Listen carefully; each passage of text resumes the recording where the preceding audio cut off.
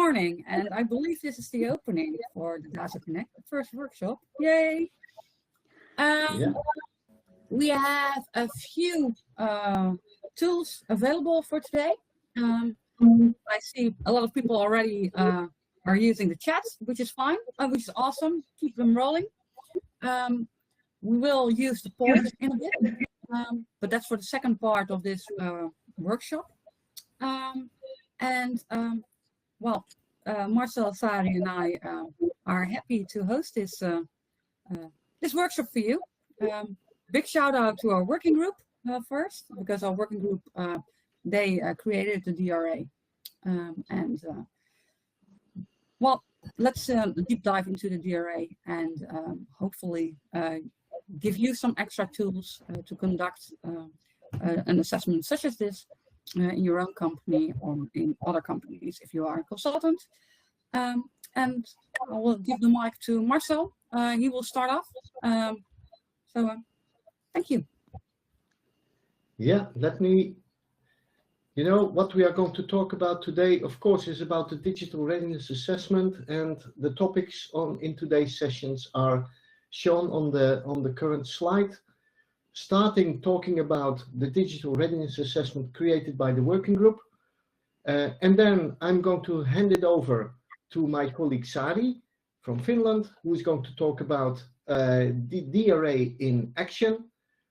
And then we are going to have the real workshop, but before we dive into the real workshop, an introduction to the use case and the different personas.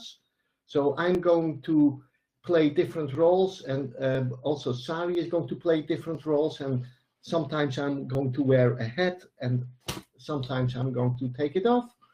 So depending on which persona I'm playing. And then at the end of the workshop, of course, we are going to have a question and answer possibility. Let me go, starting with the digital readiness assessment, and as Marie-José already mentioned, that has been created by Working Group 1 about the transformation journeys, providing guidance for organizations around digital transformation journeys. And you can see the members of this excellent working group on this slide. And as you can see, the three of us are also shown on this slide. Marie-José, let's say in the row at the upper side, the row above the one that is, and Sari is at the lower row in the lower right-hand corner, myself in the upper left, right-hand corner. So we are there, but also there Guy van Put and other persons there. The digital readiness assessment itself, we have different sources of information, different publications available within DASA. They are shown on this slide, starting with the one on the left-hand side, the digital readiness assessment document itself. That is the core document. In that document, you find the questions that you can follow, covering different areas, the different domains, which I'm going to talk about in the next slide. This is, let's say, a handbook that you can use to ask the right questions to the right persons about the different areas. But how to do an assessment, how to prepare an assessment, how to form a team, how to carry out the assessment, what to do with the results. That is explained in the second document, the assessment guidance. And more information at executive level is also available. With respect, but executives, they don't have the time to go through a 50-page document. The guidance itself is not having 50 pages, but it's always good to have a summary available for executive and managers with a brief summary of what the DRA is and for what purpose it can be used, and an overview of what it is. And more background information is available in a white paper called the background paper. So the digital readiness assessment itself contains a number of questions covering different areas, and these areas, we call them domains, are shown on the right-hand side. So we have a set of questions about the strategy and governance of an organization, questions around organizational structures, questions about leadership, questions about technology, questions about flow, culture, and people. As you can see, many different areas that are important to get a clear picture of the current situation an organization is in. And it's really important, really key to get that clear picture, because that picture is actually creating a clear starting point that you can start your transformation journey from. As in normal day-to-day life, when you use your GPS, you can only calculate or enter the destination when the device knows where the current position is. So that current position is the digital readiness assessment, or the results of a digital readiness assessment. That's your starting point. If you don't have a clear starting point, how can you decide about what your desired next state is? So that's also one of the key reasons why it is strongly recommended or really necessary when you start such a transformation journey to start with carrying out a digital readiness assessment. It gives you a clear picture of about the state of an organization, what kind of knowledge is available and what is required, what are your strengths, what are your weaknesses, before you start implementing or making that major change in the organization.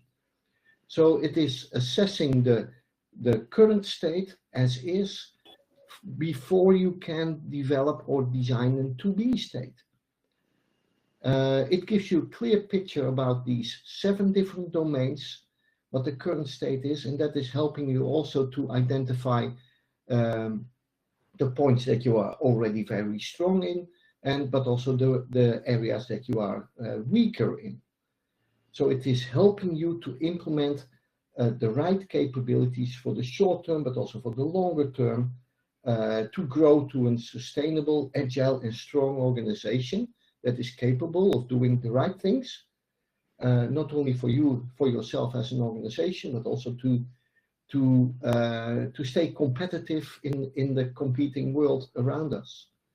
So you can stay ahead of the competition and strengthen your business, and also to get more market share. The guidance document is providing you guidance around carrying out, actually even before that, selling or promoting and explaining why you need to do a digital readiness assessment. So it is explaining and giving an answer on the why question, why you need to do it, answers on questions, how do I prepare my digital readiness assessment, how to plan it, do the workshops, make people aware and inform the teams that are carrying out the digital readiness assessment, inform people what is expected from them, give them hints and tips how to carry out the assessment. And then also guidance on how to perform those assessments by the personal interviews, what kind of questions, what kind of questions to avoid you can use, etc. But also how to analyze the results, how to report the results, and how to close the readiness assessment journey. So it is giving you not only the questions itself, but it's also providing guidance how to prepare, how to carry out, and how to evaluate the results of an assessment. That's actually what I wanted to share in a nutshell about the digital readiness assessment itself. And I want to hand over the microphone to my colleague Sari, who is going to share more information about putting the DRA in action. Sari, the floor is yours. All right, thank you, Marcel. And I would like to check that is there something that someone wants to ask specifically about the general information about the DRA? And if not, or if you come up with the questions. I see, Sari, sorry to interrupt you. I see a question in the chat from Daryl. I'm curious, can the DRA be used in a business with an existing established DevOps environment? There are already 3 replies, but let me check. Yeah, the very short answer is yes. Yes. But yeah, you can, if you want to make steps forward, if you have new ideas, new improvement initiatives, you want to grow, continue to grow, then your latest destination that you arrived earlier is your new starting point then. Then that new starting point, it is strongly recommended to get a complete picture of your newly created starting point is to do again an assessment. So the assessment can be reused, let's say every time you start a new iteration for a new improvement initiative. Yeah, and also, okay, it's like DevOps is understood in many ways, in many companies and many countries and many people. So I actually recommend it to do this using it. Sorry?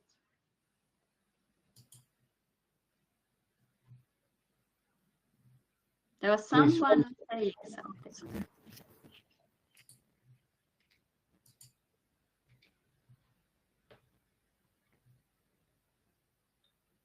I think you can continue, Sari. Okay. Yeah. So I think that it would be a quite good way of checking this kind of a full transformation needs. So if you have an established DevOps environment, there might be areas you haven't thought yet.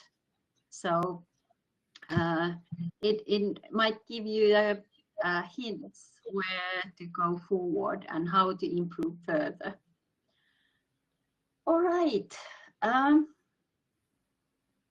Marcel is presenting, but the picture is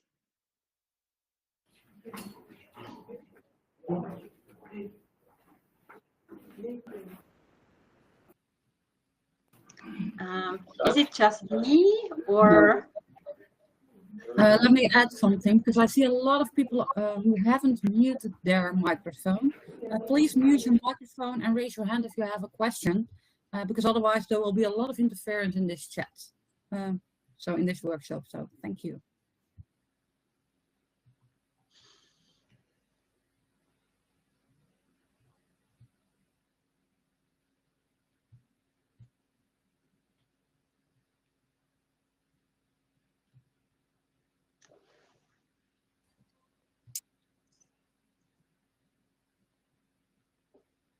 Okay, Sari, are you ready to continue your rock and roll? Yes. Can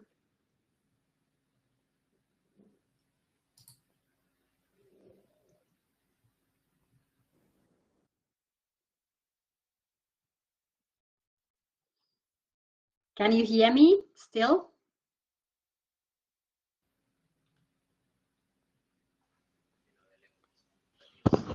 Yes, we can. Okay, because my computer is saying that. All right. All right. So let's get into DRA in action. I have been. I'm one of the original members of the working group 1, and we created the DRA for all kind of the original idea was that it can be used in very different ways, and it still can.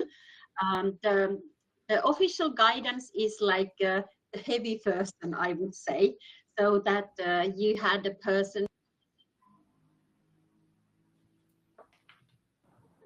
kind of digital transformation. So you have a one person who can kind of use the DRA and understand the things behind there. But I have a couple cases here where actually the organization who started to use the DRA as a pilot was not very well aware.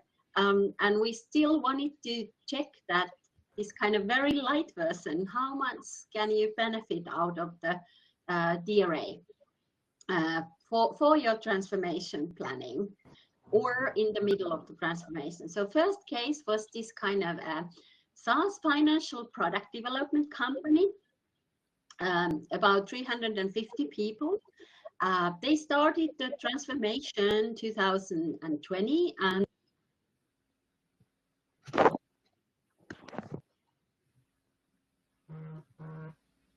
Sari, we lost you.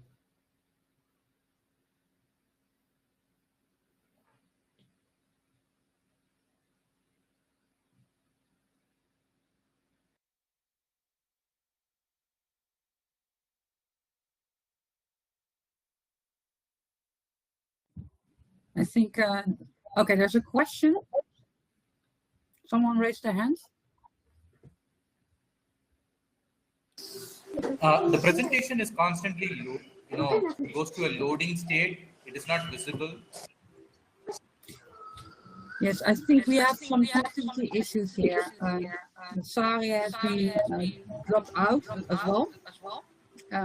We're trying to fix this, but Okay. does everyone see the screen, or do multiple people encounter loading Yeah, problems? lot of us have the same problem. Yeah. I'm also dealing with, you lost your network connection trying to reconnect, but I have normal network connection, so I don't know what went wrong.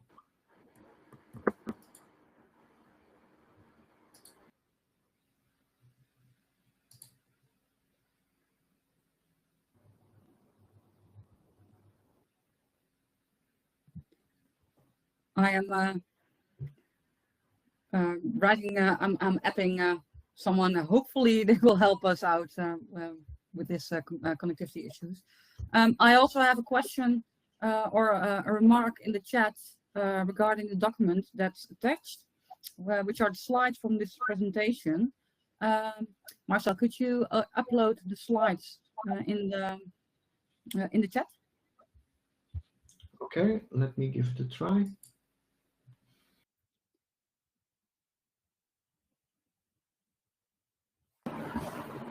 And perhaps it will help, Marcel, if you unshare and reshare the presentation.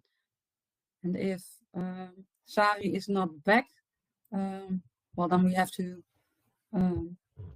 skip this part and do this at the end of the presentation, because it's really valuable information about the DRA in action. So we will want to we want to have the opportunity to share you the results and how it can be put in action. Could you stop sharing, reshare your presentation, Marcel? Yeah, let me try to do that. Good, thank you. But also this Excel event workshop. Marcel, if it doesn't work, we're more than happy to share from the office here. Just let us know. Yeah, but my internet connection is perfect, but for some reason I get connection only for this application. So then maybe stop presenting for now. We can go through the slides, we can share from here. And then by the time we get to the interactive part, it should be fine. Yeah. Okay, but stop sharing.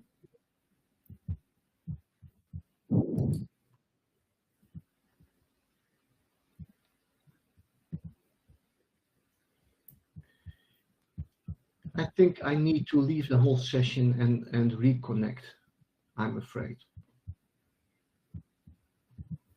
In the meantime, I will share the presentation in a bit. Yeah. Okay. Okay, I will attach the slides in the chat. Please let me know if this link works for you.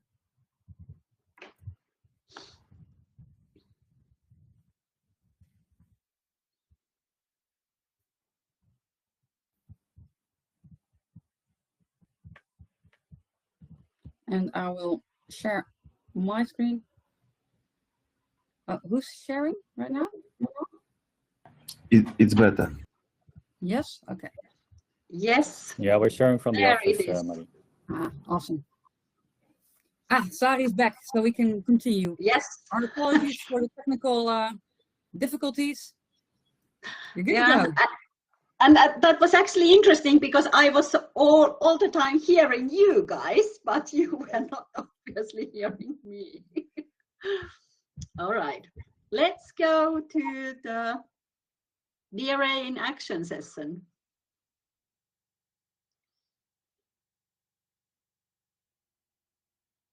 All right, thanks. So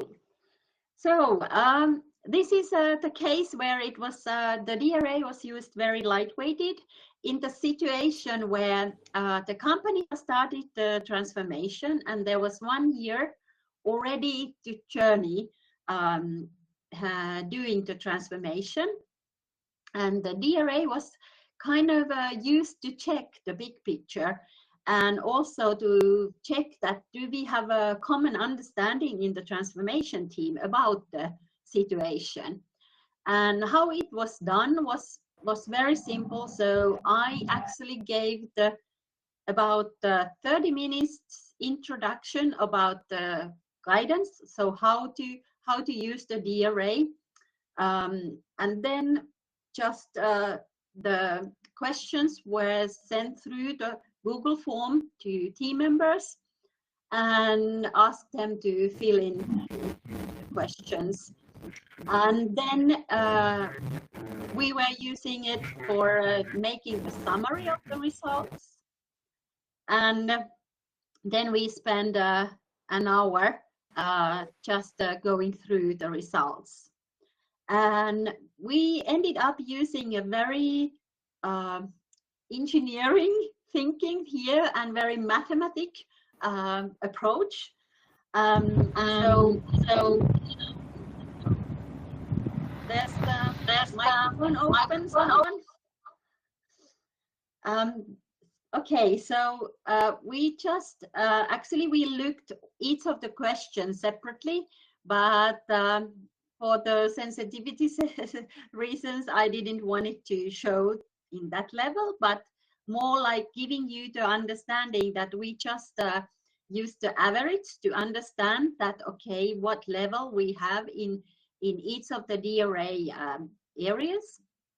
And then we use the standard deviation to check that, okay, how we picture the situation in the transformation teams.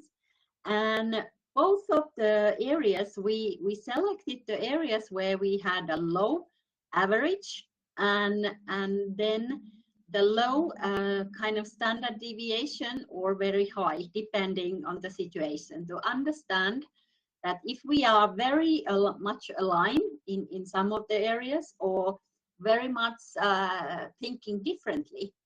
And the idea here was that first of all, we wanted to understand, of course, that, okay, how much we have kind of find improvements during the one year, the past year.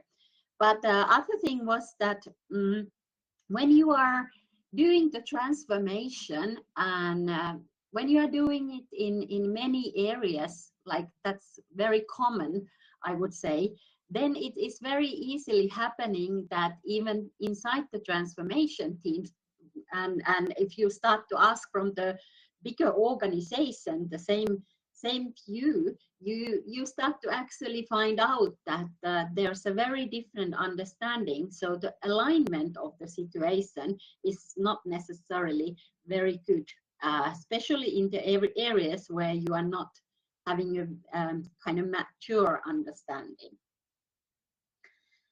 But as you can see, this DRA took altogether about probably around 1 day from each of the participants, because answering the questionnaire is also, the feedback was that it is very, it's kind of a time consuming.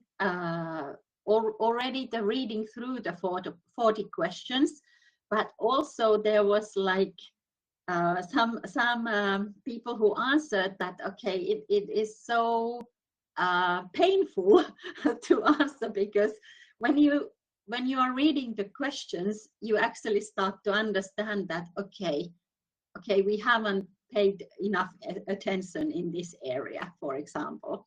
So you find out continuously something what you need to further think about in your organization, and that took time, because many, of course, if you are part of the transformation team, you probably start already processing that thing at the same time when you are answering the questions.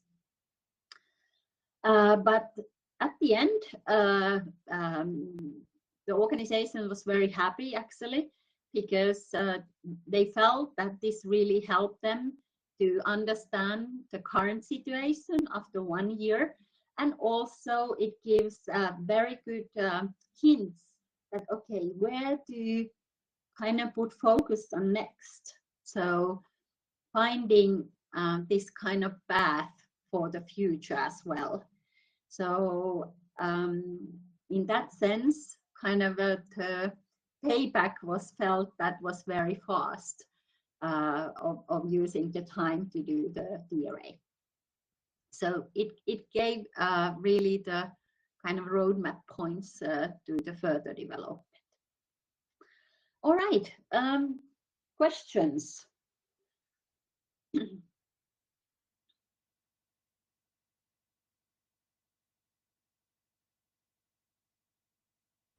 Not at this point. Let's go to the next example, which is quite similar, only that the organization situation was very different. So this is a public sector school product development, and the organization was is a little bit smaller, so 250. Transformation was not started yet, but they were actually planning to start the digital transformation, and their goal was really to understand that how complicated it is and what areas they should focus and understand. And the method was very similar than the earlier, but I used a little bit more time on guidance, because the assumption was that they were needing a little bit more explanation, because they were just thinking the transformation, not really have yet done anything. But otherwise it was very much the similar what we did. And especially this group of leadership team, there was quite many people who was really like, oh, that, okay, this is quite overwhelming to understand first time that, okay, if we want to be successful, how many things we need to kind of focus, not all at the same time, but like selecting where the focus was first and then continuously keep improving. But at the same time, they felt also kind of they were extremely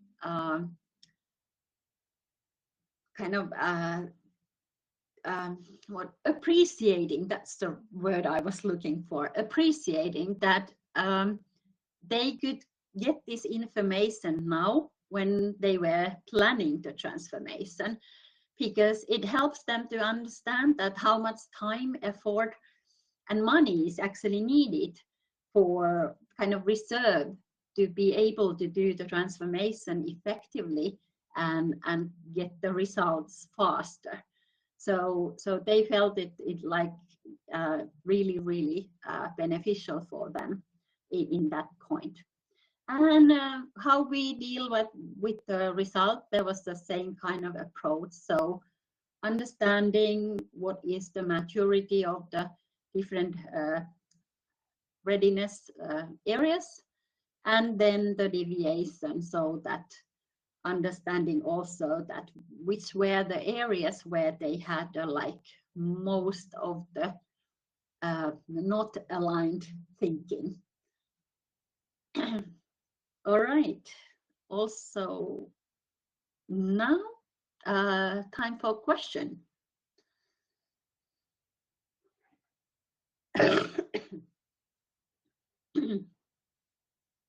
I guess we okay. Now it's visible again, and there is a hand, Daryl.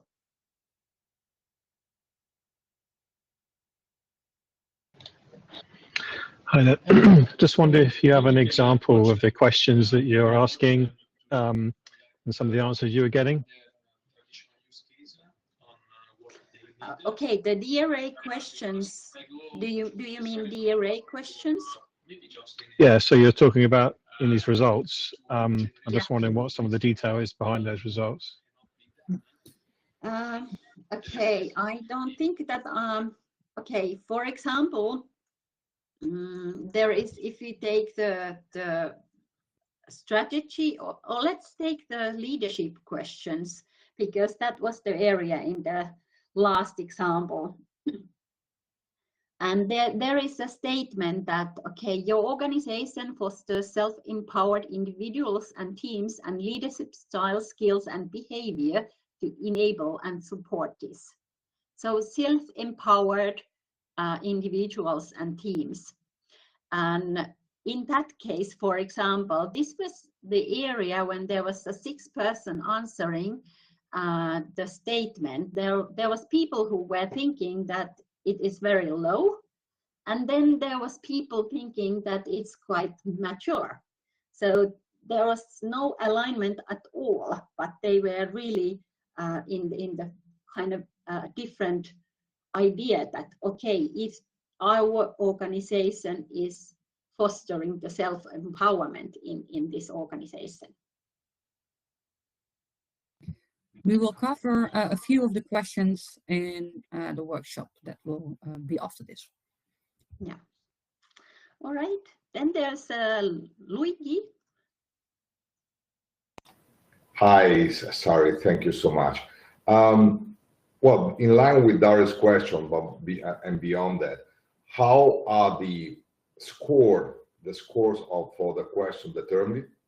And in line with that, since I see the score are quantitative, to what extent there is room for qualitative judgment beyond the scores? Because scores are good, but then also depends what kind of people you have for before you. They may be, for example, a very new team, a mature, less mature.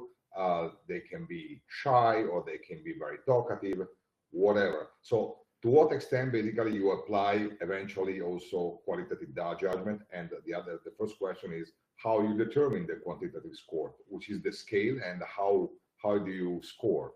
Thank you. Yeah. So the scale is 1 to 6. And 1 is like low and 6 is high. And what you say is absolutely true. So I wouldn't recommend to comparing any of the results between the different teams or different organizations.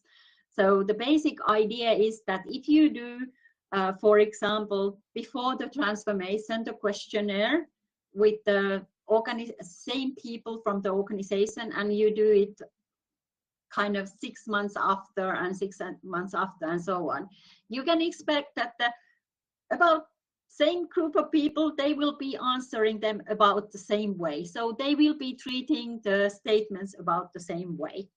But there is, of course, the fact that people would be treating the statement. Someone is very positive and someone is like very negatively thinking, so giving the lowest scores. and so on. But if you are using this, then you always have to have this discussion related to it. So not just using the numbers. Numbers just give us the hint where to start look first, not absolute facts in that sense, but really start the discussion from somewhere, because there is 40 questions. You can't pay attention or same amount of attention for all of them. So the proposal is just giving the hints where to start, and then the next time also where to continue. Okay, did I answer the right question, Luigi? Well, there is no right and wrong.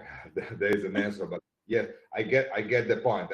The question is also how you, as a coach or as a senior talent, how you evaluate the question. You also mentioned also the time factor, so question may differ from time to time. But yeah, I suppose also beyond the mathematical score, you also have your own judgment, and the question is whether you discuss afterwards the results with the team, and whether there is a follow-up with the team in terms of discussion with the team. Thank you. I think there has to be always the discussion and the follow-up. So otherwise it is, of course, you can do it like a one-timer, but it would be much beneficial to have a follow-up. Yeah. All right. I think thank you for the questions, and we'll continue with Marie-Jose. Just quickly, there's a question from Daryl. Would you use the 7 DRA areas as the elements work streams on a transformation roadmap? Well, there's no exact answer, because my opinion, I have done like let's put it this way, my fair share of different transformation plans, and different organizations are just different. So this is a good guideline, but in my opinion, it's extremely important to discuss in organization, for example, the terminology. So what they find familiar in their context. So we have put lots of effort and lots of brain power, and we think that these are the areas you need to focus. But if you want to call them differently, or you find that it would be useful to combine something, feel free to do so. So this is the guidance, not like mandatory somehow. All right.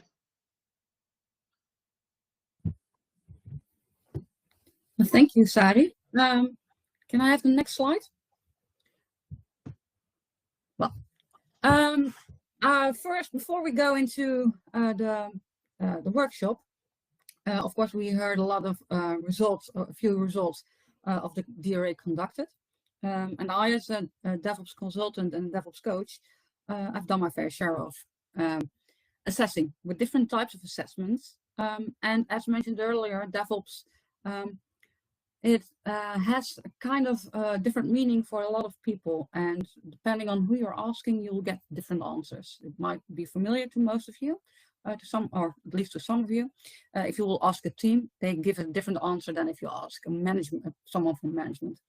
And I would actually, I see the DRA as a really amazing tool as a first stage in a two-stage rocket, because it does not replace any other assessment tools, such as the DORA assessment, such as different other assessments that are more in-depth, more show and tell, more provide us the evidence, that are going dig through what the teams are actually producing, and to get those results. But this is actually a really helpful tool to single out, for instance, a department, management, for instance, to give them a focus, but also give them a general understanding. Okay, what are the major topics that we have to face? And in that sense, it can provide some extra focus on areas for your second in-depth assessment. So you know exactly, okay, what is the alignment okay between management and teams, for instance, or between teams overall, between departments. And in that sense, in the companies that I've assessed, this DRA would have helped, at least to get the conversation going. It's a good conversation starter, and it can be, it's most definitely more lightweight than other assessments. But like I said, it's not replacing any other assessments, but it is a good entrance. And giving the 5 stages that you see here over the 7 dimensions, it's focusing on understanding and aligning and structural and areas to improve. So in that sense, I would like to say, give that as an overall opinion, how to place the DRA compared to other assessments as well. Now it's time to actually start the workshop. But are there any questions regarding all the slides so far? I see a question from Jeroen, but I think it's a question for Sari. It's very interesting what kind of interventions or actions you suggest depending on the outcome of one DRA area. Is there something like a blueprint? Well, short answer is no. Unfortunately, there is generally, when you're doing the transformation, there is no exact blueprint how to do things, or what is like correct or what is not correct.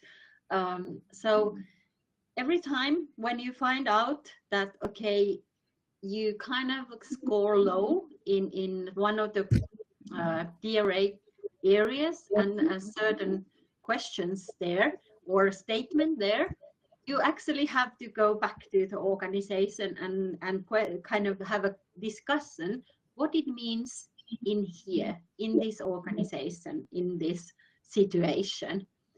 Of course, if you have done this for a while, I mean, like having a DevOps coach or transformation background, there's going to be patterns. So I'm not saying that everything is like very different or very unique, but there's definitely going to be patterns what you can recognize.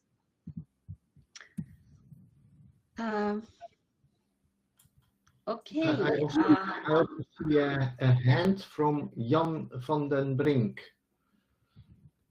Does it mean, Jan, you have a question that you raised your hand? Yes, I do. Okay. You hear me clearly? Yes. Yes. Okay. I don't know. I have some very practical questions about online and digital availability, but I don't know if they are covered in the rest of the workshop. Okay. I can ask them. Is the Google form available? Is it already online available so I can, let's say, link it to my organization's website? And if they're already an automatic results generator. So very practical, sorry, but important for me to be able to use it in my consultancy work. Yeah. So Google form not available. The reason for that is that most of the organization doesn't allow the Google form your uses outside of their own company. Okay, so it's limited. Mm-hmm. And then kind of no generator as well. So unfortunately, for example, both of these companies, or what I did, I choose Google form in that company, inside the company. So the Google form is so easy to generate if you have a raw data. And that's like most of the companies like to keep it. They kind of doesn't want to have it like open for everywhere. So.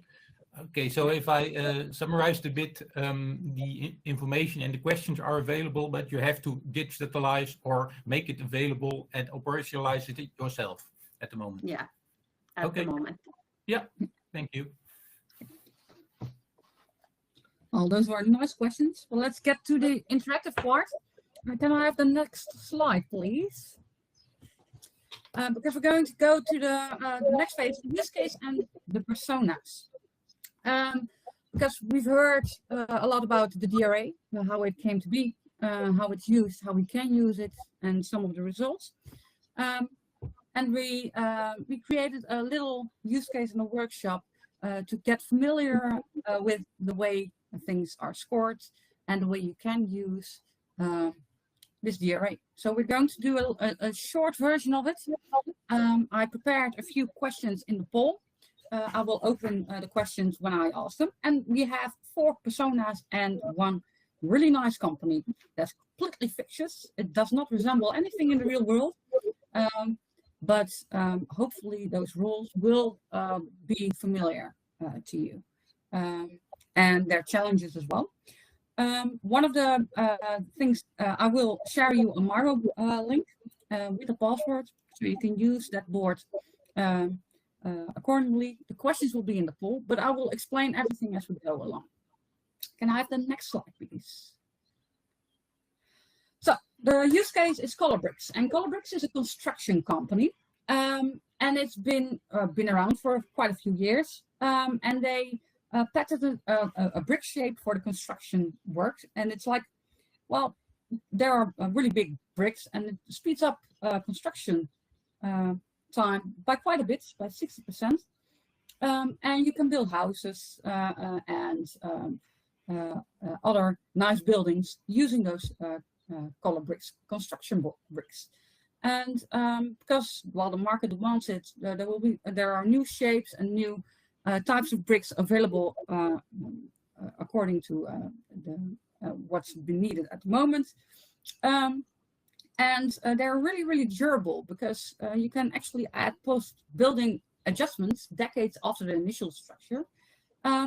So it's really nice. It's like, okay, we have building bricks and we build a home. Next slide. But yeah, well, it was patented, and it has been expired. So other companies, they figured out, hey, this is actually a game changer in the construction world. So let's jump on that success train. And they tried to imitate their own type of construction bricks, or they came up with the same type of bricks, but in a cheaper and slightly inferior way. But it did change the market a bit, because where Colorbricks used to have a monopoly regarding really great construction bricks and fast building of houses and other buildings, now the other competitors are slowly eating the market away, market share away. And so the Colorbricks and the head of departments and the board are actually, well, kind of afraid, so they feel the need to intervene and to change things. Next slide, please.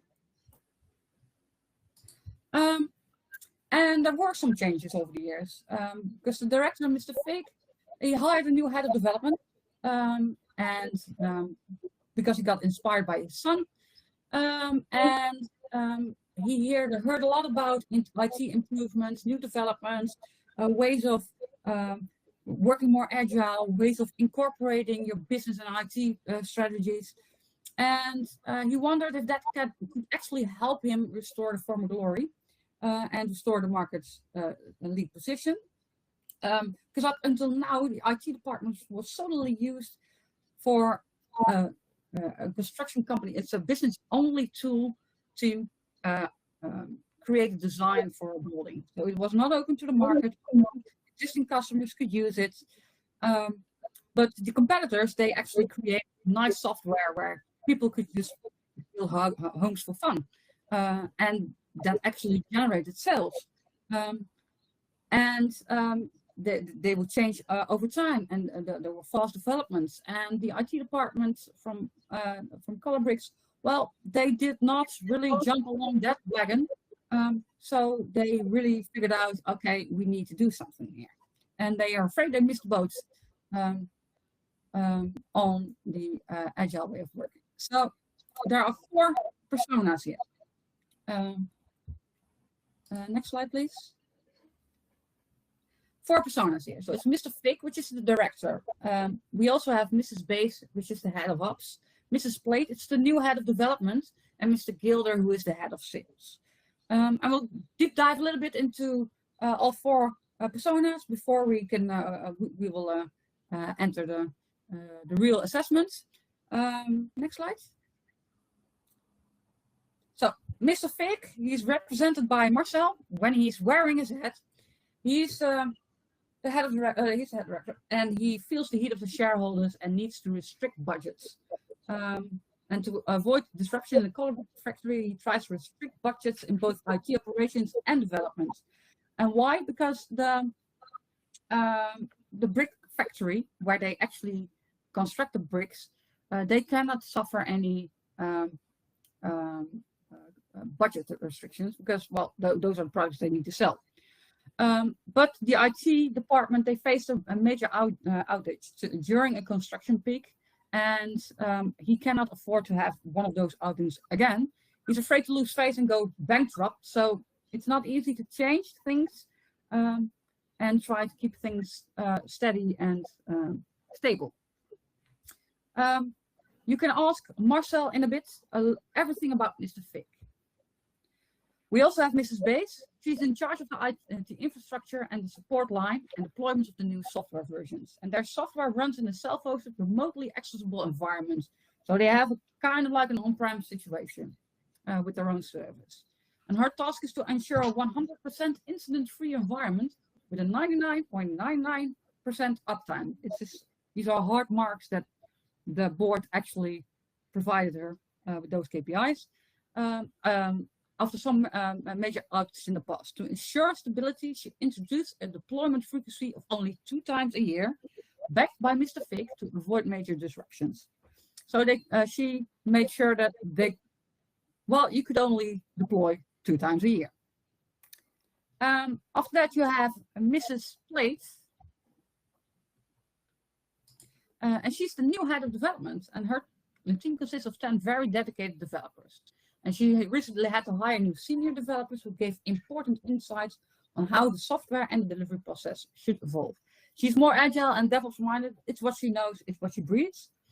So she is trying to make sure that there are more frequent deployments of they are able to deploy more often. However, well, you have Mrs. Bass who's putting a stop to that. A full automated test suite, but they are which they are fully invested in to provide the right amount of quality assurance, and it's already 80% ready. And they're eventually opening up the design tool for future home owners and fund builders. So they're preparing their software to be able to serve more a bigger market than just the construction companies.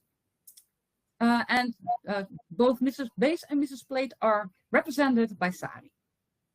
And you have Mrs. Gilder, who's a salesman by nature, and he knows the market like no other and sees what the competition is capable of. Give him a brick and he can sell it. And he sees the market changing, but he cannot act on it because he's tight. And he's already on the verge of losing customers. There's a lot of description. It will be in the Miro board as well, so you can read up without losing the focus on what we're going to do. They're already also in the slides, of course. Can you go to the next slide, please? Yeah, we're going to the workshop. So there's a Miro board with a password, and you can all go, if you could all go there, I will share the Miro board in this. The link is also in the next slide. by the way. Yes, I know, but I put it in the chat. It's easier. Easier. Yeah, yeah. Mariella, could you please stop sharing so I can share my screen?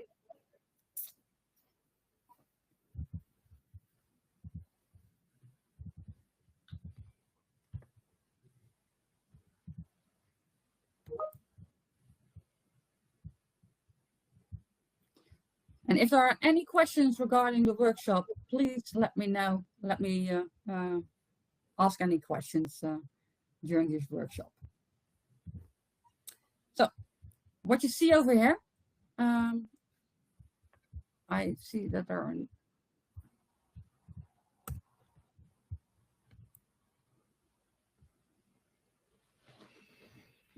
Can people access the slides?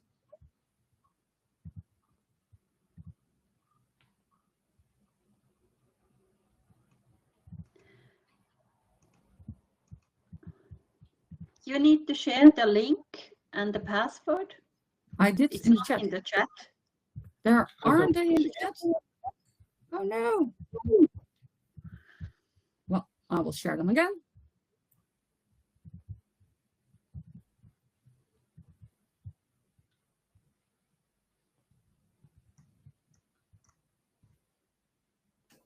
Now it's in the chat.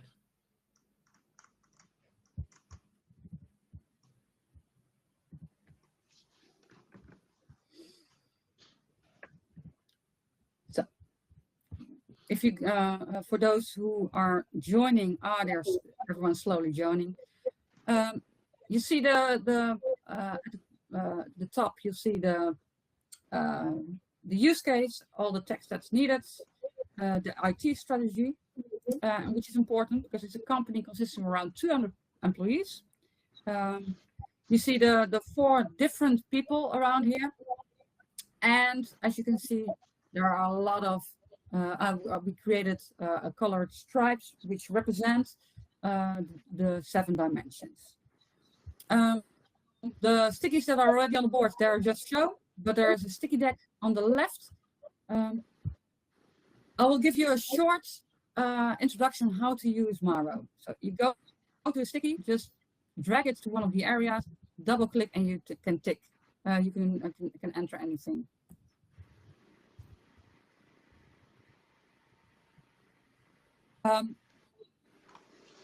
Excuse me, Marie. Sorry for stopping you. I cannot see the link in the thread, or is somewhere else, because I cannot see the link. Maybe you can help me. The link yes, is in the chat. In the chat. Let me see whether I can find it. Oh, I cannot see. Let me see. I cannot find the chat. I'm hearing. At the right side, you see chat people polls, and if you press the chat, it's that. Let me see. Let me see chat. I got it. Thank you so much. Yes. Thank you. No problem. If the stickies are all used, you can go to the left and you see a sticky note icon over here, and you can pick a color, any color you like, and start typing. You can use those as well. What we're going to do is we have, of course, we have several people already finding their way around the Maro board. In the poll, which is in this screen, I will pop up questions one by one, and I will ask them out loudly. The questions, and I will start with the first one because then I can actually we can communicate during this. So I will publish a poll right now. And you see a strategy and governance question. This is actually one of the questions that's in the questionnaire that makes the DRA. And this question is, Colourbricks is continuously monitoring the market and competitors to identify threats, risks, and opportunities. There are a few things that you can do here to answer this question. You can ask, or we can ask, any of the 4 personas, and preferably all 4, because every one of the personas will have their own way of answering this question. We can also look at the use case, because there might be some hints in the use case itself. What you can do is give a, if for instance Mrs. Plate gives an answer, you can put a sticky on it with a synopsis of her answer. The same goes for Mr. Fig. At the left, you see an overarching under the title Strategy and Governance. In the end, we will combine all the answers and come up with a solution or something that I can point towards. The poll itself, it scored 1 to 6. And after we've asked the questions to all 4 of the people, you can all score yourself for the entirety of Colourbricks. So if you have heard all the questions, you can say, okay, this would be, in my opinion, 3 or 4. Ideally, this score would be done by one of the 4 people itself, but it will give you a general idea how to listen, how to ask certain questions. So in this instance, I will start with Mr. Fig. Mr. Fig, is Colourbricks continuously monitoring the market at the moment? And do you know if your competitors, threats, risks, and opportunities? Of course, we have I think that's at least what I think, we have a relatively good pictures what our competitors are doing.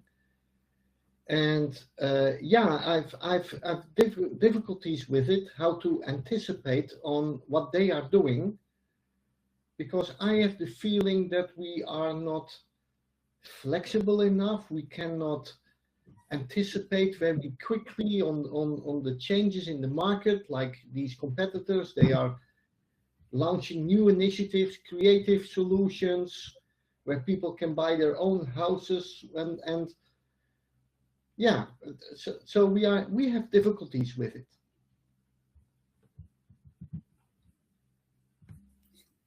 Right. Is there anything someone would like to ask regarding this question towards Mr. Fig?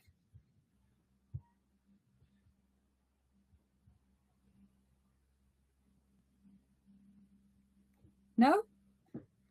I'm available for you guys. It is your assessment, so ask me anything. Yeah. There are no stupid questions. Yes, Mr. Fig, I was wondering on what frequency you're talking to Mr. Gilder about those kinds of things. Yeah, I must admit, not that often. You know, I've full trust in Mr. Gilder, and I rely on his professionality, and he did over the last couple of years a tremendous job. He's very good. He can even sell his mother-in-law if he wants. So I have full trust, so I give him the freedom. But yeah, asking that question is also triggering me. Hey, maybe I need to have a conversation with Mr. Gilder more often than I do. Actually, thanks for asking that question. Thank you, and I would urge you to try it out, to experiment with that. Yes, yes. Thank you for that awesome question. Next up, Mrs. Bass. Mrs. Bass, are you in the chat? Yes, yes, Yes. I'm coming here. Hi, Mrs. Bass. So the same question to you. Is Colourbricks European continuously monitoring the market and competitors to identify threats, risks, and opportunities? That's a pain.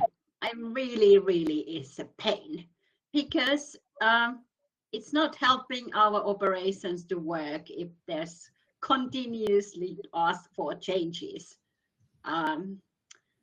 Yeah, they are monitoring, but I'm not sure if that all is necessary. The most important thing is to keep operation working like it has been working for several years already. Well, thank you. So anyone else have a follow-up question regarding this question towards Mrs. Bass?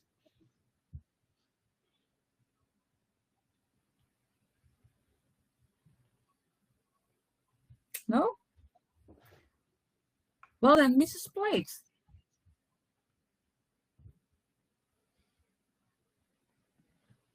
Mrs. Blades? Yes. Yes. Hi. Regarding strategy and governance, same question to you. In your opinion, does Colourbricks continuously monitor the market and competitors to identify threats and risks and opportunities? Yeah, I have got the feeling that yes, we do that. The problem is that even though the development, we really want to learn how the competitors are doing and how our customers are doing, it seems so difficult to get time from our sales and marketing people to actually come and tell us what they know, so that we could actually use that information when we are doing the development. So I'm really missing the participation to the development work. Thank you. Does anyone have a question to Mrs. Blades?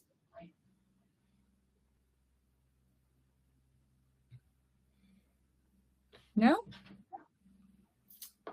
Well, Mr. Gilder. Yeah. One sec.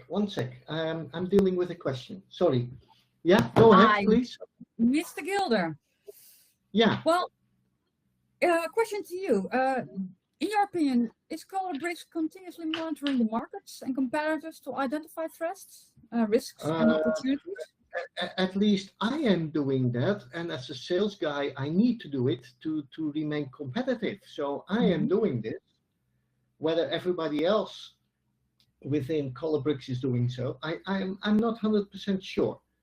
But yeah, I am doing so. But I see that our competitors, they are very creative and very innovative, and they are able to implement new solutions within no time, while we are only able to do it 2 times a year. And that is actually negatively influencing my, we can call it agility, my flexibility, my capability to sell and to create a higher market share. Yeah, well, thank you. Does anyone have a question to Mr. Gilder in this case regarding the monitoring the markets? Follow-up question or things that they really want to know? Mr. Gilder, how do you share your knowledge about the market in the company, and how are you trying to sell that information in your company so that your company is doing a better job in keeping up? Yeah, we have regular overall meetings on a monthly basis. I send my sales report where I show, of course, the results of my sales activities, but also my concerns. So I think the right people should be aware of the current situation that Colourbricks is in. Because orally, I discuss it on a regular basis, but also I put it on paper, and also in personal conversation with my colleague, that's one of the topics that I most of the time discuss with my colleagues. Mr. Gilder, this sounds like you are sending a lot of information, but do you also receive answers, and is there a plan of action to do something? Other people doing something with your information? Yeah, I get answers, but the question is, are these answers satisfying me? And I must admit, not yet at this moment. What I'm hoping for is a much higher level of flexibility. I don't know how we should do that. I have no idea, but I need to sell bricks, that's the main concern of the people in the organization, to be able to create that situation.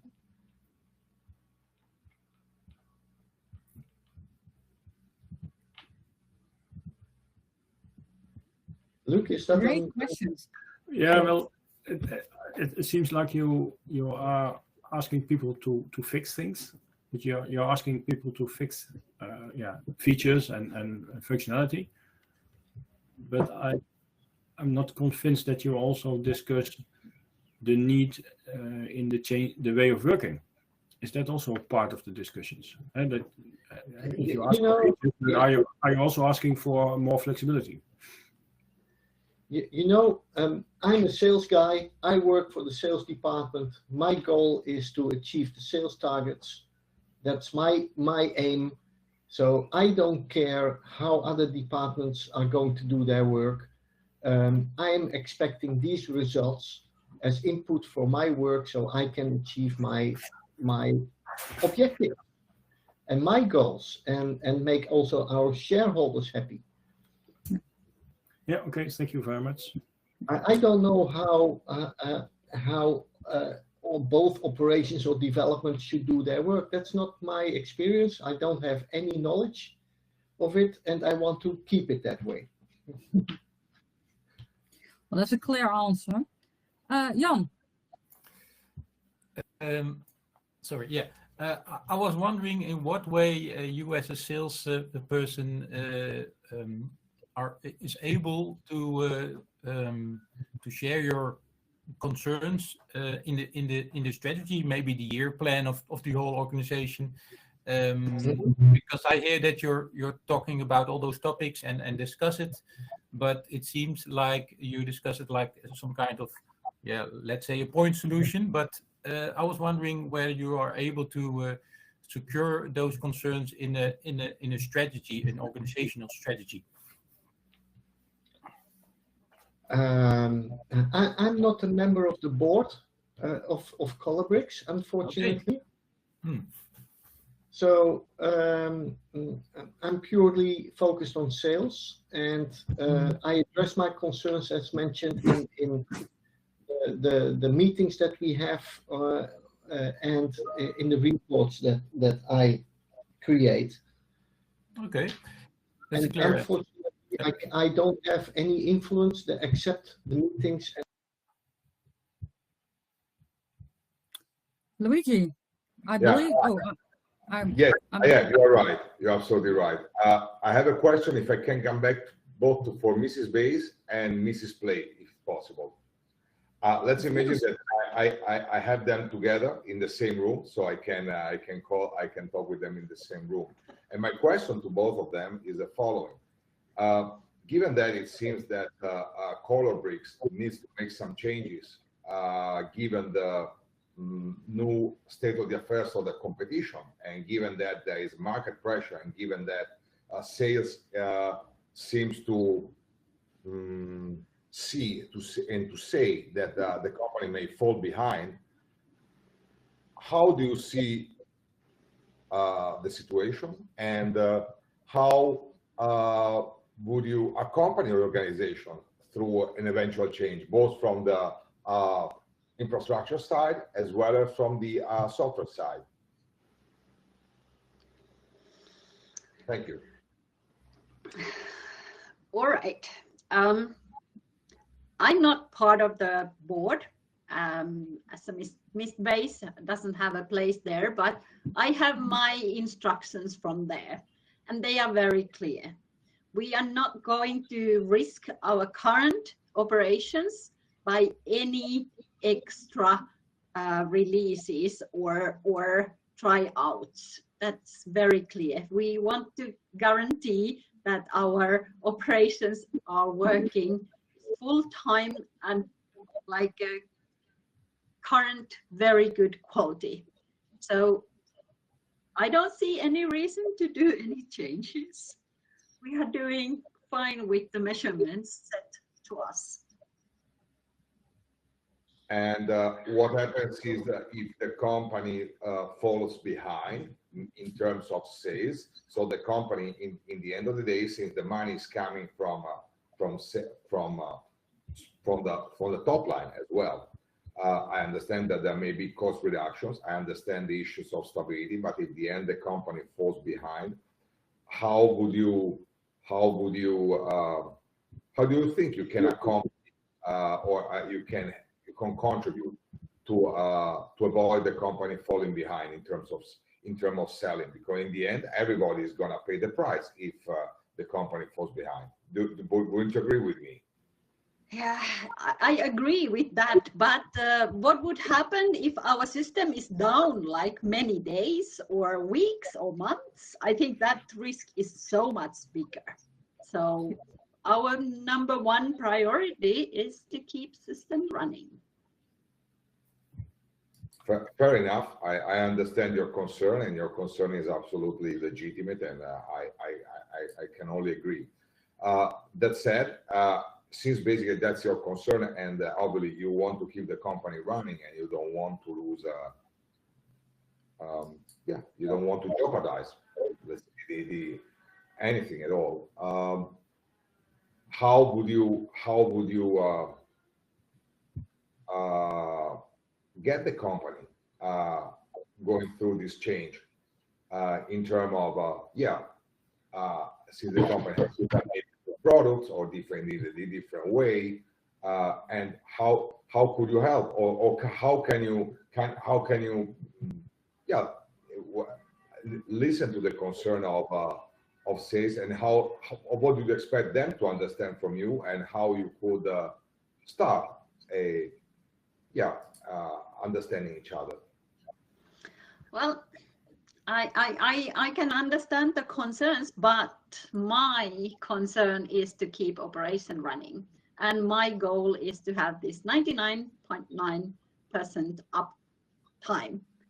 And yes, there's lots of different concerns in different people, but that's my priority. I think it's time for Mrs. Plate to answer this question. And there are also some nice questions in the chat.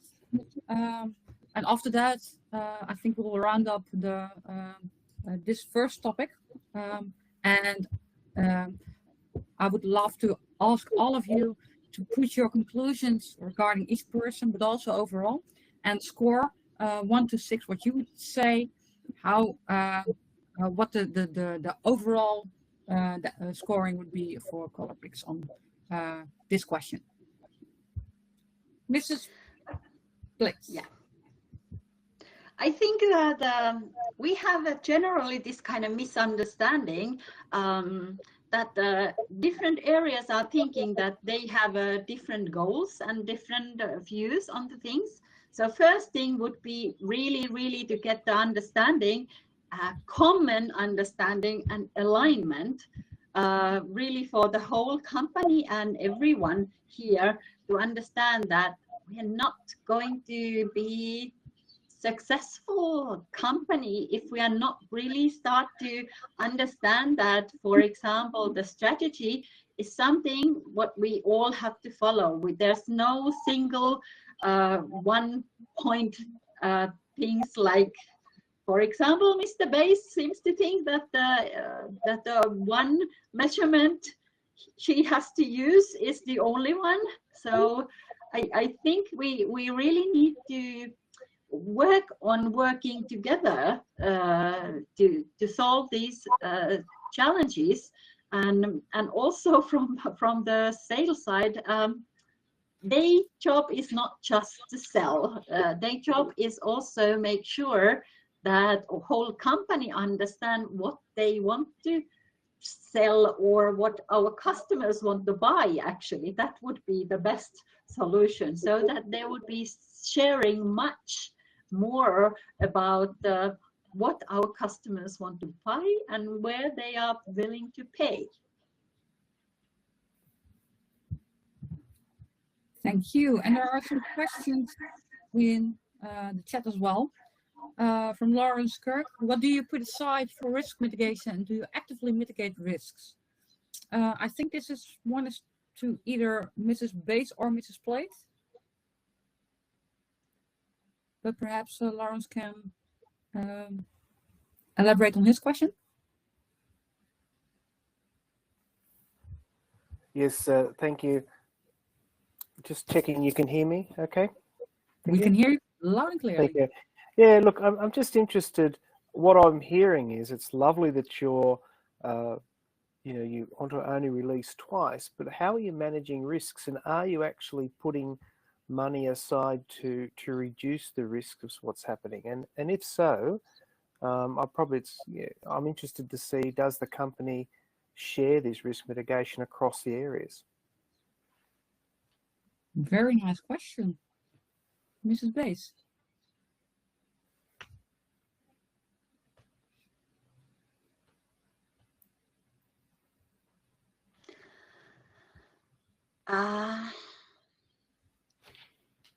Now, if you don't mind, I want to say something as Mr. Fig. You know, this company exists already for around 50 years, for a very long time. And actually, due to the patented bricks, that we were quite safe and we were unique in the market. At the moment that the patent was over, more and more competitors started to step into our world, because I look at it as our world.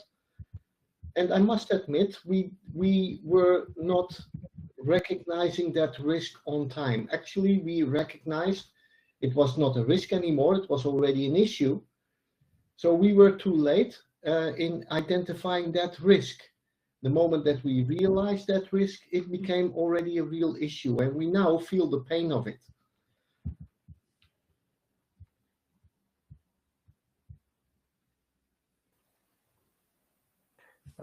Thank you for that. I just retire and think that's excellent, but it really emphasizes what, with that lesson learned, you know, it probably is a good idea that you might want to look at what are some emerging risks. So you've already learned it once. Are you going to repeat the same lesson?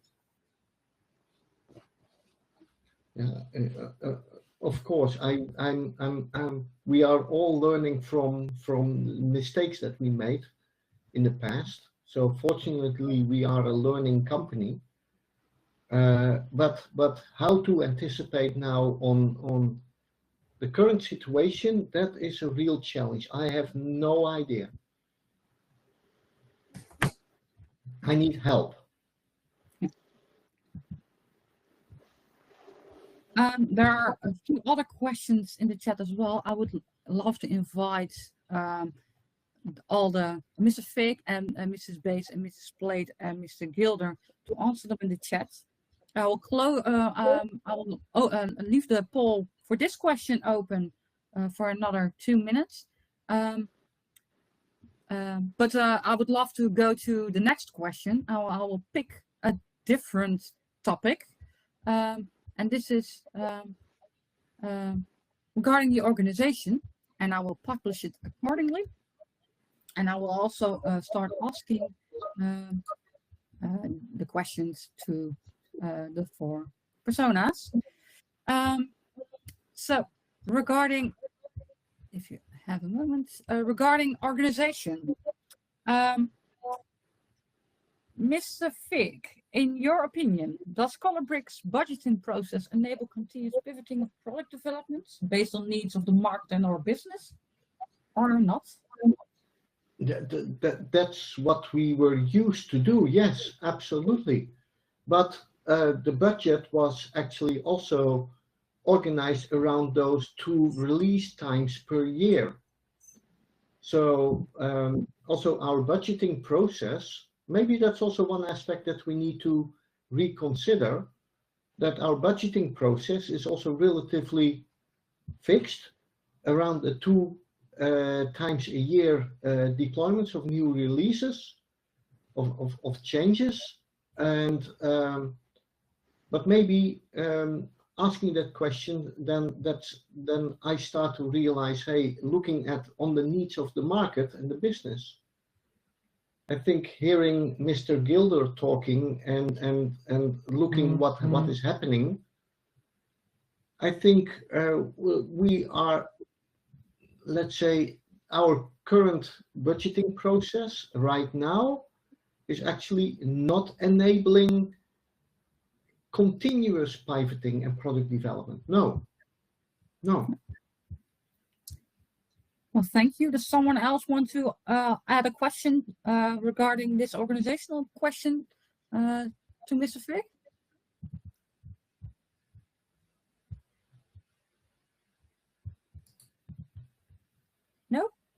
I'll ask the same. Oh, yeah, Kamesh. I hope I pronounced your name right. Yeah, this is Kamesh. Thanks for taking my question. Just wanted to ask, you know, the product development and IT, this is on the budget. Who decided to go for 2 releases per year? What's the fundamental requirement that came up to only make that 2 releases per year versus a higher release? Am I making sense in asking this question? Wrong question, or anybody can answer? Yeah, okay. As Mr. Fick, I know.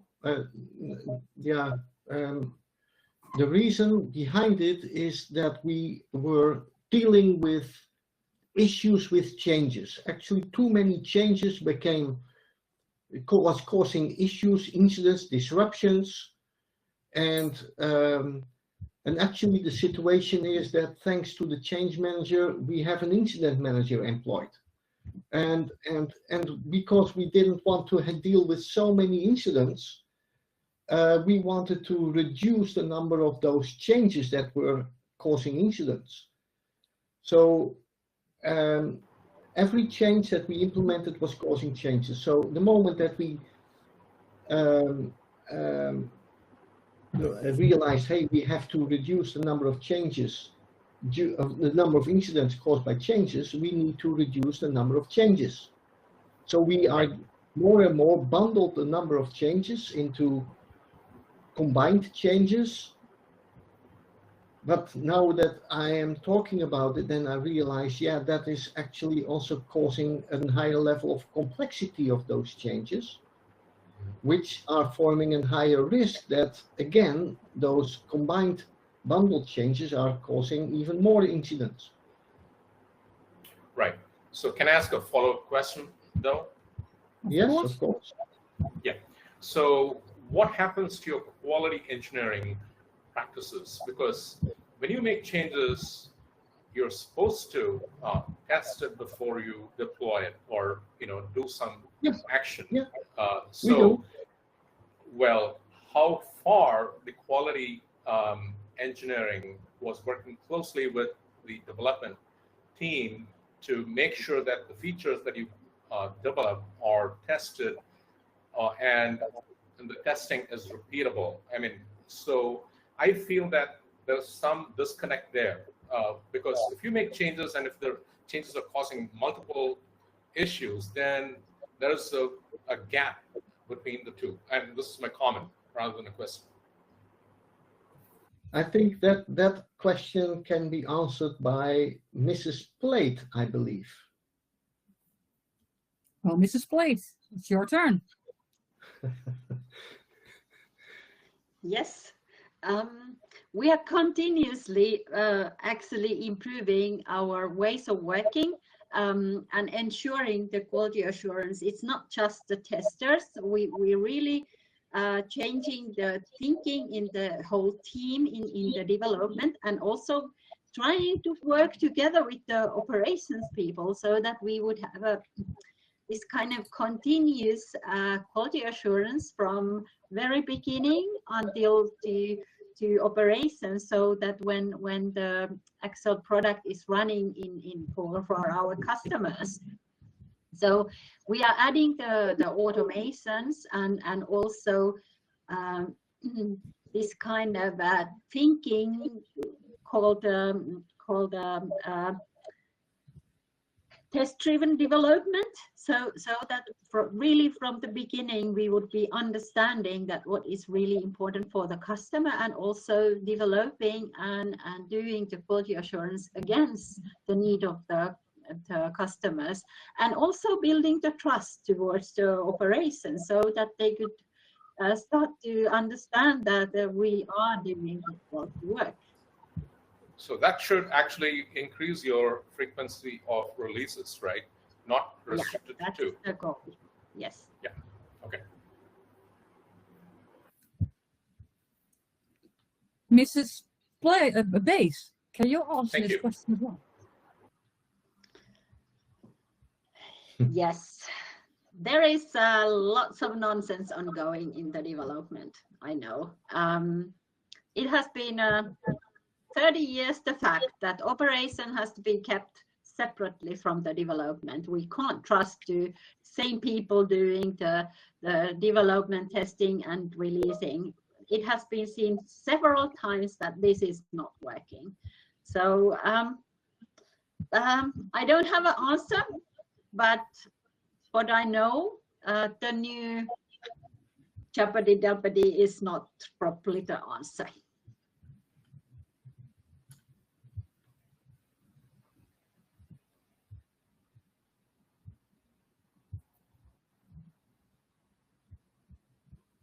Right. So, if there are any other questions arising? Yes. If I can shoot the question. Yes, of course. Yes. So, question for Mrs. Bays in this case. How can we address the issue of complexity due to the change, which was previously described by Mr. Fix, and how we can appease the concerns of Mrs. Bays? What, from your side, Mrs. Plate, how do you think we can appease the concern of Mrs. Bays? What would you do, and what can we do? Thank you. Well, we are really working on building that trust part, the culture of really doing this together. I think that is the only way how we can really prove to ourselves and also to the operations that we are trustworthy to work with them together to have this continuous deployment in place. So that's what we are doing continuously. And I start to think that, yes, we will have some movement ongoing there. Well, thank you all for the questions. And if there are any more questions regarding this topic, please enter them in the chat, and for the 4 personas to answer them accordingly. I opened up a new one, which is based on the technology area. And this is the last one I will open. I will, after this one, I will open up all the questions so you can answer them for yourselves. And then we'll wrap up with the Q&A and what we have learned from this approach of using the DRA. But regarding technology, and I think this one is mainly to Mrs. Plate and Mrs. Bays. And I will start with Mrs. Bays. Mrs. Bays, does Calabrix... Sorry? Can I interrupt you? Yeah. Because, you know, I'm responsible for sales, and I am the one that is feels responsible for business value for our customers. Mm-hmm. And I'm so eager to get that new software in place. That is really a pain point for me. The company is too slow, in capital letters with only 1 T and 5 O's, right? So in these design tools that we are urgently waiting for, as Mr. Gilder. Thank you. And this is a really important statement. I don't want to blame somebody. It's not to blame, but it's just an objective observation of the current situation and the pain points I am dealing with. So, Mr. Gilder, this is your answer regarding the question if Calabrix has the capability to deliver business value on demand based upon software, and your answer is no. Not completely no, but poor. Yeah. Awesome. And Mrs. Bays, what would your answer be regarding this statement. If Colourbricks has the capability to deliver business value on demand based on upon software.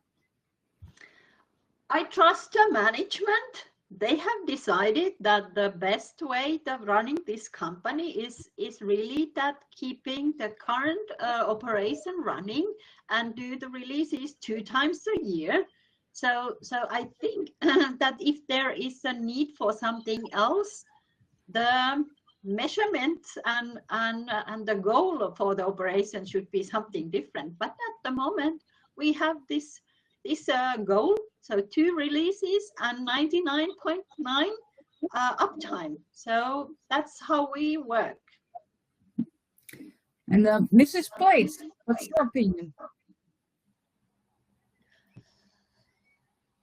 We have been really trying to get the contacts on sales and marketing people so that we would be understanding that, okay, what the customers really want. And we have already plans how we could actually release every month something and use, for example, pilot customers who are eager and willing to use the product which is not ready and not perfect, but they really just try to use the new functionality. And I think that might be the good solution. And maybe we could even not use the current operation system. So having a parallel system for the piloting that might be working without having too much stress for the Mr. Base. Yes. Thank you. Does anyone else have any questions?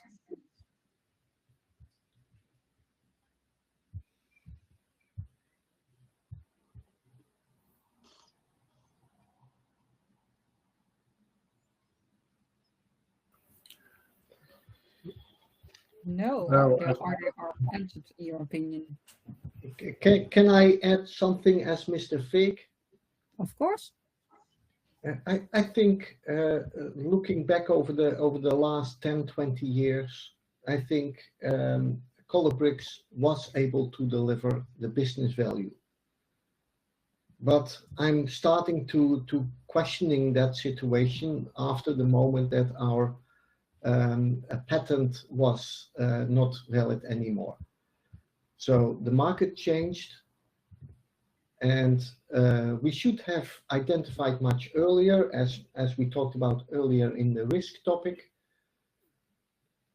But I think we should be able to be more flexible and create something even more creative and more valuable for our customers.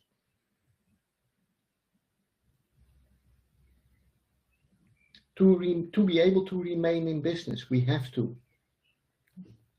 Well, thank you for your addition, Ms. Fig. Okay. Does anyone have any other questions regarding this area, or can we start with the wrap-up for now?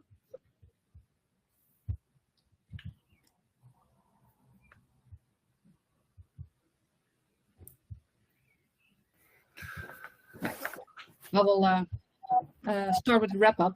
I will open up all the polls so you can give an overview on what types of questions can be asked and what types of measurements on different areas that are being assessed using the DRA.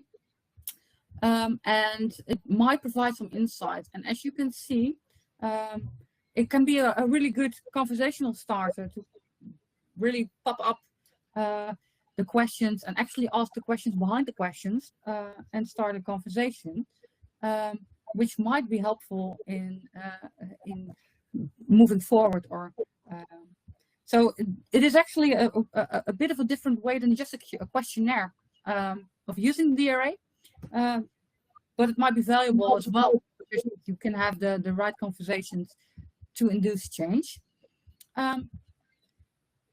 So if you look at what we put on the Miro board, I see a lot of people who ask questions on the Miro board, and they ask the questions in the chat as well.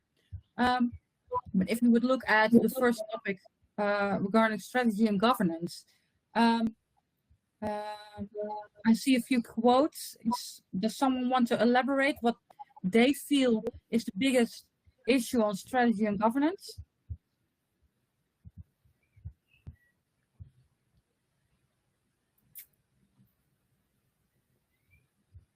Sorry, was that a question for me, Mr. Fig? No, it's a question to everyone in the call who wants to as a wrap up. Okay. Okay, if you look at the entirety of all the answers that are given, what are your basic conclusions out of this these questions that we've had, these questionnaires?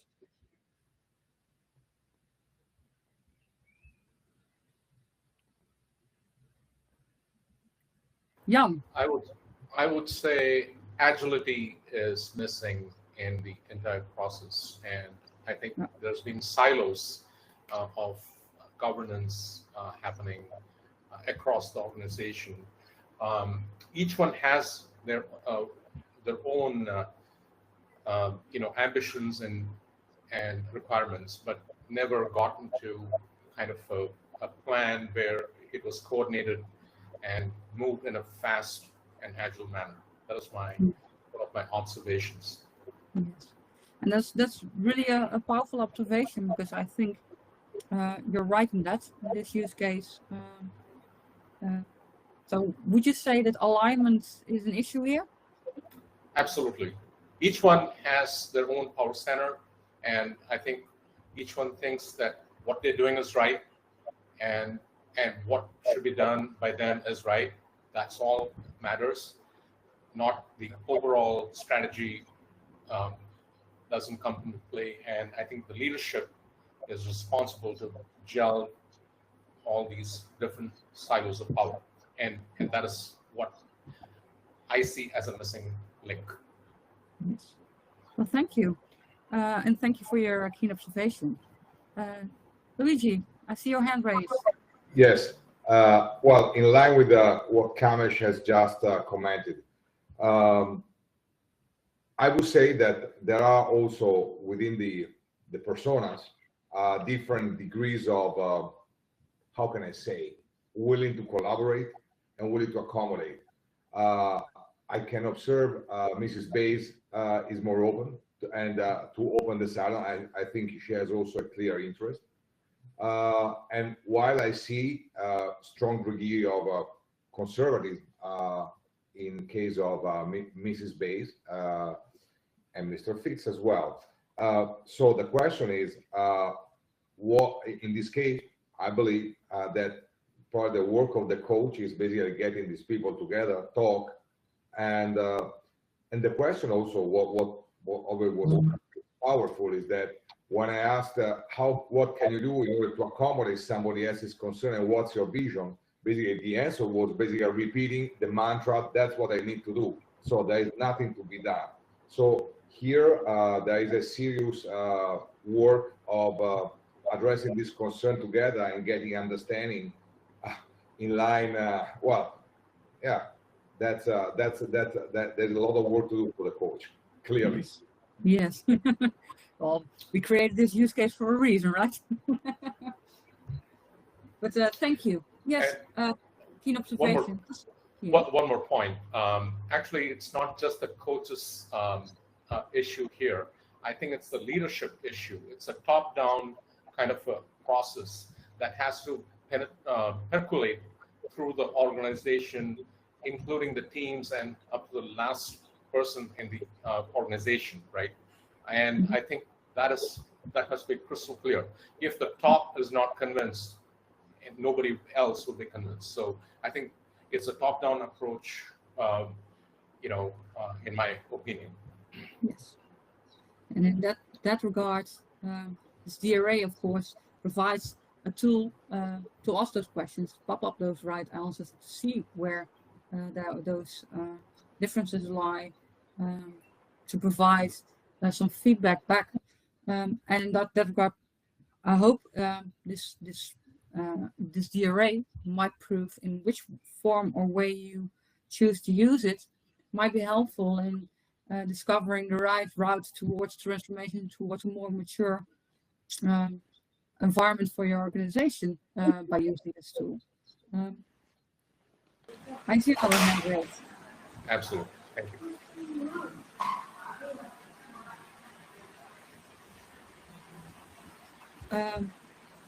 Rasulan, I'm not sure if I pronounced your name correctly. Yes. Yeah. You did it right. Okay. I went through when you opened up all the questions, right? I was going through all the questions. So these 13, 14 questions, is it for the, who are the stakeholders? Who would be taking these questions? Because in the current version, what we did was like 4 persons was discussing about this. Mm-hmm. But will the end audience will be the teams who will be filling this up? What is, what are you promoting or what are you encouraging to do? What we try, it depends on what type of assessment you try to conduct. What we did here is we chose middle management and the director, of course, because in most of, if you use this DRA as a first assessment, that's why you would actually identify issues with alignment, issues with silos, issues with serving different KPIs, for instance.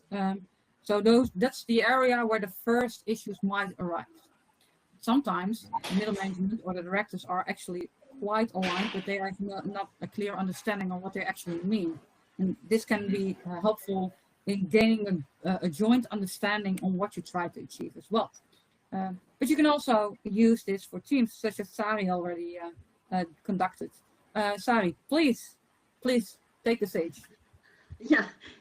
Actually, I answer first this question. So I think that if you are just planning the transformation, usually it can happen in 3 ways. So that it comes from top down. So management has kind of get the lightning and they decide that, okay, we want to do this transformation. Or it can happen from bottom to up, so that there is a team starting to use DevOps and agile ways of working, and then it starts spreading, so that more and more teams are using it, and other than the development teams start to understand that this might be something we get benefit, and then some point the management start to joining. The ideal case would be that you actually get it from both sides, so that there is a heavy support and kind of willingness from the management to do the change, and as well from the bottom to up, so that all the people and teams are involved. So that would be the ideal case. And using the DRA, you can select, so you can use it with the management to get the usually it's a wake-up moment to understand how many things it's going to change. And then I would use it for the same purpose in the teams as well.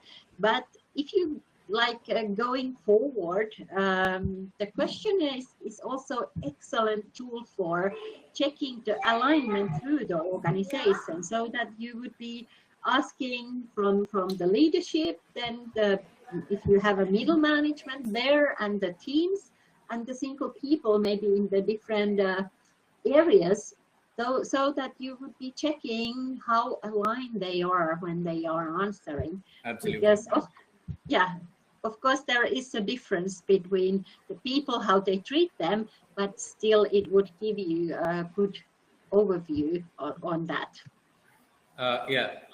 Maybe a follow-up question there, right?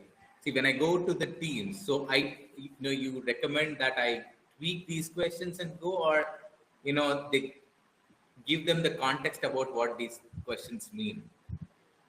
Now, again, what is the recommendation there? Because for me, for a team perspective, the question may look high level, or they don't have the context. What was your experience there? Well, actually, I would be actually treating it as a warning sign. If team is a lot about saying that they don't know about these things, or they don't care about these things, because you're absolutely right. These are very high level things, but the real agile DevOps organization, these things are known by the organization as well, even though they might have not, except the ideal case, really saying on strategy, but at least they would know, for example, that, okay, what happened with our strategy in this company? Agreed. Understood. Maybe this, even though, okay, what I understand is like, even though they don't know, the teams would start having the question would be a starter. Yeah. Okay. I see the point. Yeah. Thank you. Because when, in my current case, if I go to the middle management and show this, they, all of them would put or scored in 5 and 6, where they presume to be no transformation required, but that's not the case in the ground, right? Yeah. That's okay. actually That really makes sense. Yeah. That's actually a good signal, because what does it tell you? If middle management has a completely different score, all high scores, and the teams are scoring low, it means it's something gets lost in translation, which is also an important topic that you can bring up in your assessment, because then the deviation becomes so big that there is something wrong in there. And that's the reason why it's so important to ask questions behind the questions sometimes. And you can discuss those things and pop up those topics. Yes, yeah, you're right. Thank you, Maria and Sarik. This was helpful. Okay. And one more thing, I'd like to go back to the previous discussion about the awareness of the kind of the color pricks. So now I'm the DevOps coach. So not either of the Mrs.'s, but the DevOps coach. I have a very good experience on actually training the leadership teams to understand what the transformation is. So the DRA is not the only tool available, but there is also this DASA leader training. Which gives a very good understanding what and how to do the transformation when the DRA is a lot about what to do or giving the hints, then the training itself will give the good understanding how actually start to do these needed actions.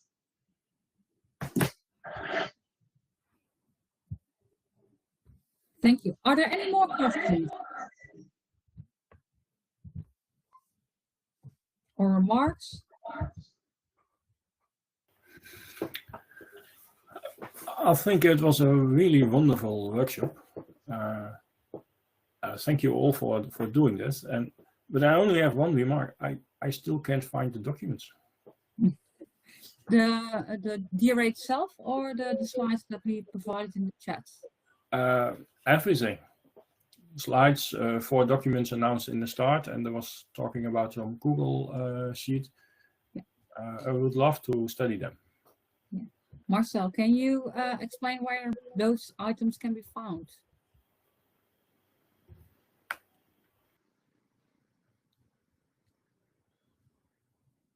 Marcel?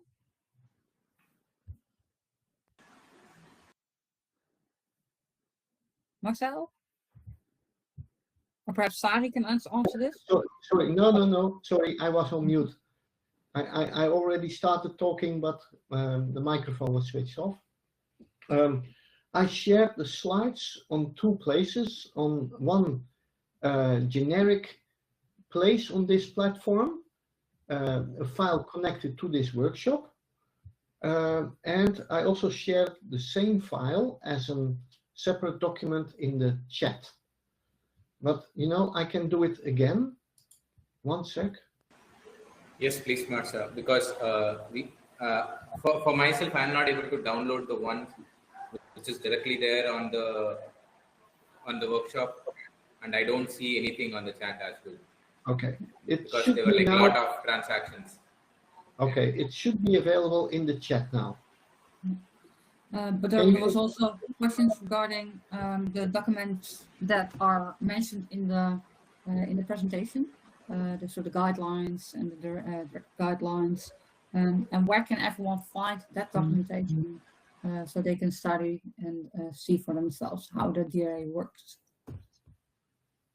Yeah, I'm not sure if I can share that. That are documents that are meant for DASA members. So I think what would be wise is to contact DASA in that case. Yeah. So the tool will be made available. And in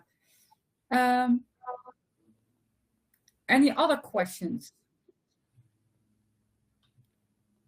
Well, we have 2 minutes left, because if we have no other questions, I would love to thank you all, because, well, thank you for participating, for asking the right questions, and joining our first workshop of the day. And I hope that you will enjoy all the other talks and workshops that are upcoming. There are a lot of interesting topics that will be covered in this DASA Connect. So thank you all for participating, and I'd love to speak to you all in a later stage. Thank you from my side as well. Thank you very much. Thank you from Mr. Big Sides and from my own side. Thank you.